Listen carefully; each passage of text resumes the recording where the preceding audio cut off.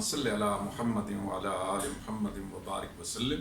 मोहतरम नाज़रीन, हम इस वीडियो सेशन में पीडा के सेक्शन 7 को डिस्कस करेंगे। सेक्शन 7 प्रोसीजर बताता है वो जो अथॉरिटी को अडॉप्ट करना होता है जब अथॉरिटी ये फैसला करती है कि उसने इंक्वायरी नहीं करानी बल्कि इंक्वायरी के बगैर प्रोसीड करना है। और ये इंक्वायरी के बगैर प्रोसीड करने का इख्तियार अथॉरिटी को पीडा के सेक्शन 51A ने दिया है। इख्तियार 51A ने दिया है और प्रोसीजर सेक्शन 7 बताता है।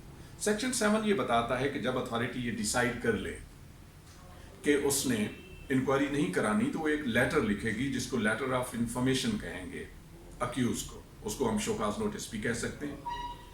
अथॉरिटी अक्यूज को जो ये लेटर लिखेगी इसके कंटेंट्स में सबसे पहली बात तो वो लिखेगी कि वो कौन सी ग्राउंड्स हैं जिनकी बेसिस पर अथॉरिटी अक्यूज के खिलाफ प्रोसीड करना चाहती है। वो बेसिस कहाँ से लेगी, वो ग्राउंड्स कहाँ से लेगी। वो ग्राउंड्स तफसील के साथ दी गई हैं सेक्शन 3 में, पीडा के सेक्शन 3 में, जिसको हम पहले एक और सेशन में डिस्कस कर चुके हैं। वो 5 ग्राउंड्स हैं। उन 5 ग्राउंड्स में से अथॉरिटी देखेगी कौन सी ग्राउंड है जिस पर वो अक्यूज के खिलाफ प्रोसीड करना चाहती है। मैं रिपीट कर देता हूँ वो grounds: inefficiency, misconduct, corruption, subversive activities and disclosure of official secrets. तो जो भी कोई मिसकंडक्ट होगा, कोई भी सर्विस के अंदर अक्यूज का जुर्म होगा, वो इन 5 ग्राउंड्स के अंदर अंदर कहीं ना कहीं फाल करेगा। तो अथॉरिटी मुतलका ग्राउंड वहां से पिक करेगी। अब ये ग्राउंड्स जेनेरिक हैं, इनसे ये नहीं पता चलता है कि स्पेसिफिक चार्ज क्या है। अगर अक्यूज की ग्राउंड अथॉरिटी लिखती है कि मैं इसके खिलाफ करप्शन की बेसिस पे प्रोसीड करना चाहती हूँ, तो इससे पता नहीं चलेगा क्या करप्शन, किस चीज की करप्शन। तो गोया पहली बात है ग्राउंड ली अथॉरिटी ने करप्शन की। अगली बात, करप्शन में स्पेसिफिक चार्ज क्या है, पर्टिकुलर चार्ज क्या है। तो पर्टिकुलर चार्ज मिसाल के तौर पे हो सकता है कि जो अक्यूज्ड है उसके नाम पे ऐसे एसेट्स का पता चला है जो कमेंसुरेट नहीं करते उसके नोन सोर्सेज ऑफ इनकम से, या उसका standard of living beyond is means है। तो इस सूरत में ये क्या होगा, स्पेसिफिक चार्ज। ग्राउंड करप्शन की है, स्पेसिफिक चार्ज ये है कि उसका living standard beyond is means है, बियॉन्ड इज नोन रिसोर्सेज है। तीसरी बात अथॉरिटी लिखेगी कि उसका जुर्म में हिस्सा क्या है अगर एक से ज्यादा मुलजिम है। अगर एक है तो ये बात लिखने की कोई जरूरत नहीं, जैसे हमने बताया, डिस्कस किया कि करप्शन का मामला है और वो एक की करप्शन है तो कोई जरूरत नहीं अगला पॉइंट लिखने की। लेकिन जहां पे अक्यूज एक से ज्यादा हैं तो वहां पे अथॉरिटी क्या तीसरी बात लिखेगी, अपोर्शनमेंट ऑफ रिस्पॉन्सिबिलिटी। जुर्म के अंदर इंडिविजुअल का हिस्सा कितना है। कोई ऐसा जुर्म होता है, मिसाल के तौर पे एक करप्शन का बड़ा केस है, कोई करोड़ों रुपया एजी ऑफिस के साथ जो बिल्स जाते हैं उनमें फजिंग करके क्लेम कर लिया गया और उसमें एक से ज्यादा लोग इन्वॉल्व हैं। अकाउंट ब्रांच जो है डिपार्टमेंट की, उसके ज्यादा लोग इन्वॉल्व हैं। तो हर एक का जो जो हिस्सा है उसकी डिटेल अथॉरिटी लिखेगी और उसको मुतलका की उसको उस स्पेसिफिक चार्ज के साथ और उसकी अपॉर्चुनिमेंट ऑफ रिस्पॉन्सिबिलिटी के साथ भेजेगी। इसके बाद इस ग्राउंड पर, इस स्पेसिफिक चार्ज पर, जुर्म में इस हिस्सा पर उसकी सलाह क्या बनती है, इसको हम कहते हैं प्रपोजल ऑफ पेनल्टी। तो अथॉरिटी लिखेगी कि मैं आपको पेनल्टी क्या देना चाहती हूँ।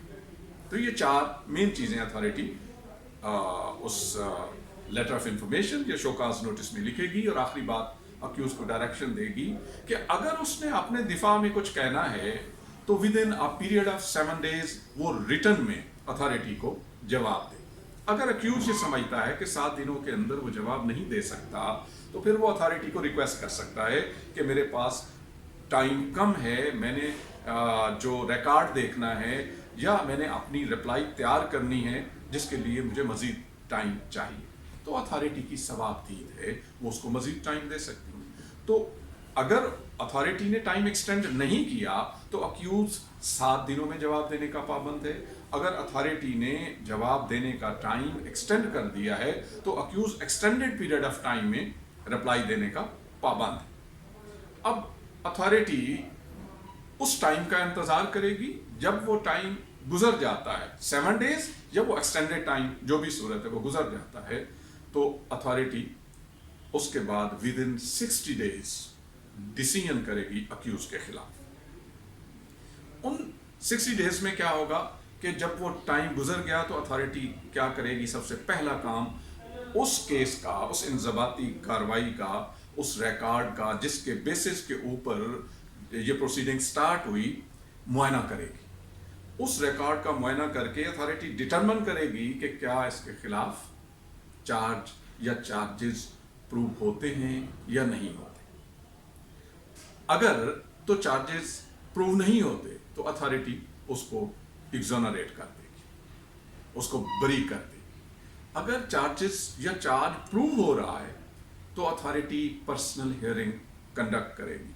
अथॉरिटी पर्सनल हियरिंग कंडक्ट करेगी। अगर अथॉरिटी सेक्रेटरी, चीफ सेक्रेटरी या चीफ मिनिस्टर है तो उनको एक फैसिलिटी पीडा ने दी है कि वो चाहे तो खुद हियरिंग कर लें अक्यूज की, चाहे तो अपने बिहाफ पे किसी और को हियरिंग ऑफिसर नॉमिनेट कर दे, मगर वो हियरिंग ऑफिसर अक्यूज से सीनियर होगा।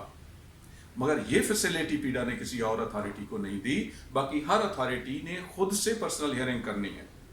तो पर्सनल हियरिंग के बाद फिर अथॉरिटी क्या करेगी, अगर खुद की है तो अलग बात, अगर हियरिंग ऑफिसर लगाया है तो हियरिंग ऑफिसर से रिपोर्ट लेगी उसकी पर्सनल हियरिंग की। उसकी बेसिस पे फिर अथॉरिटी डिसीजन करेगी। अगर चार्ज साबित नहीं हो पा रहा तो अक्यूज को एग्जोनरेट कर देगी, बरी कर देगी पर्सनल हियरिंग के बाद। अगर जुर्म साबित हो रहा है तो उसको एक या एक से ज्यादा सजाएं रिटर्न में अनाउंस कर देगी। अब ये सारा प्रोसेस जो उसने पर्सनल हियरिंग कंडक्ट करनी है या पर्सनल हियरिंग नहीं कंडक्ट करनी और सिर्फ शोकाज के जवाब से वो मुतमैन हो गई है और वो समझती है कि अब इसको बरी करना है, पर्सनल हियरिंग की जरूरत नहीं। पर्सनल हियरिंग की तब जरूरत पेश आएगी जब वो उसके रिटर्न जवाब से मुतमैन नहीं है अथॉरिटी और वो समझती है कि नहीं इसको सजा देना बनती है। तो फिर पीडा ने चूंकि ये फैसिलिटी पर्सनल हियरिंग की इसलिए दी, हो सकता है वो लिख के अपनी बात अक्यूज प्रॉपर वे में न समझा सकता हो, इसलिए सजा देने से पहले अथॉरिटी उसकी बात जुबानी भी सुन ले। हो सकता है वो बंदा जुबानी तौर पर गुफ्तगू के जरिए अपना दिफा प्रॉपर कर ले। तो इन 60 दिनों में ये सारा प्रोसेस मुकम्मल होना है। अब एक तंबीहन पीडा ने 2 बातें और की हैं।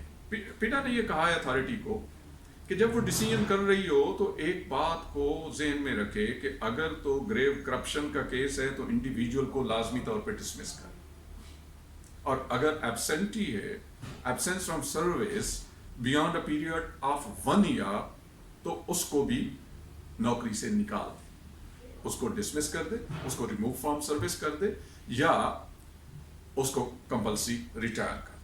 तो ये तंबीहन पीडा ने अथॉरिटी को गाइड किया है और ताकीद मजीद की है, क्योंकि पहले भी कई जगह पे पीडा इस बात पे जोर दे चुका है कि जो बंदा करप्शन करता है उसको कौन सी पेनल्टी देनी है और जो एब्सेंट होता है उसको कौन सी पेनल्टी देनी है। तो पीडा के इस सेक्शन में, सेक्शन 7 में हमने वो प्रोसीजर डिस्कस किया जो अथॉरिटी अडॉप्ट करेगी जब वो ये डिसीजन करती है कि इंक्वायरी की कतई ज़रूरत नहीं है, 51A के तहत उसको प्रोसीड करना। तो आपका बहुत बहुत शुक्रिया। Thank you very much. अल्लाह हाफ़िज़।